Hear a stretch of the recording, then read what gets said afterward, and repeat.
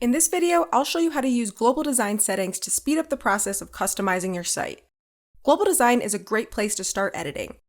This is where you'll be able to set default options for things such as text, button color, backgrounds, and more, all of which will immediately apply across the site. This allows you to set a design once and then forget it. In the side panel, click Design.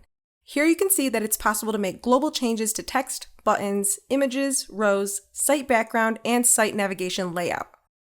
In each of these options, you can make several changes that will affect all pages.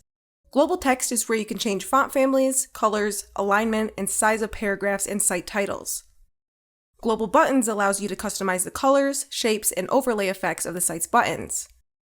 Global images is where you can choose the format and borders of images displayed on the site. Global rows allows you to define the row's design in terms of background color, default spacing, and column spacing. Site background allows you to choose a solid color or image as the background for your website. Here you can choose to change just one or more pages or make the change to the entire site at once. Site layout is where you can choose the navigation style for desktop, tablet, and mobile. Be careful when going through these settings, as changing a single option will change all the pages on the site that contain that type of element. You can always override default settings by making design changes to specific elements.